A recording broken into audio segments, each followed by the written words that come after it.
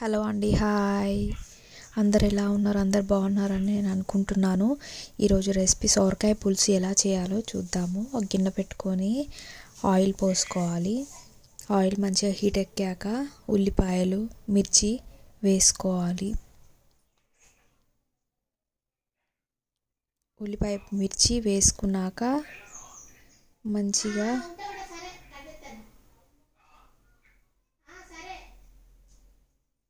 ఉల్లిపాయ మిర్చి బాగా వేయించుకోవాలి ఆయిల్లో.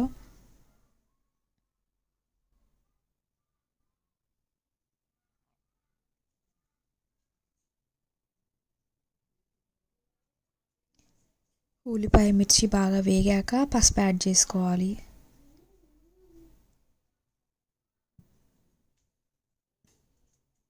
పసుపు వేసుకున్నాక ఒకసారి కలుపుకోవాలి.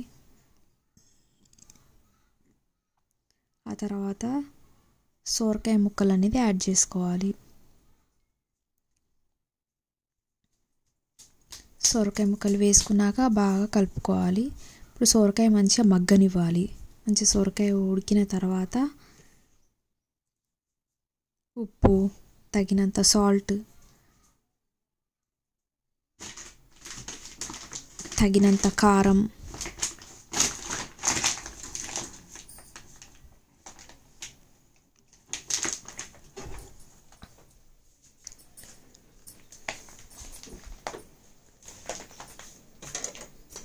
తగినంత మసాలా వేసుకొని బాగా కలుపుకోవాలి.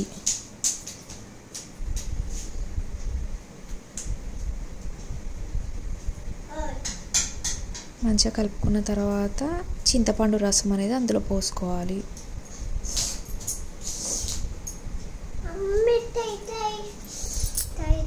చింతపండు పులుసు అనేది యాడ్ చేసుకోవాలి. ఇప్పుడు చింతపండు పులుసు వేసుకున్నాక ఇంకొంచెం మసాలా యాడ్ చేసుకోవాలి. యాడ్ చేసుకున్న తర్వాత బాగా కలుపుకోవాలి. కలుపుకున్న తర్వాత ఈ సొరకాయ అనే పులుసు అనేది బాగా మరిగించిన తర్వాత ఇలాగా చిక్కగా గ్రేవీ టైప్ ఉండి దించేసుకుంటే సరిపోద్ది.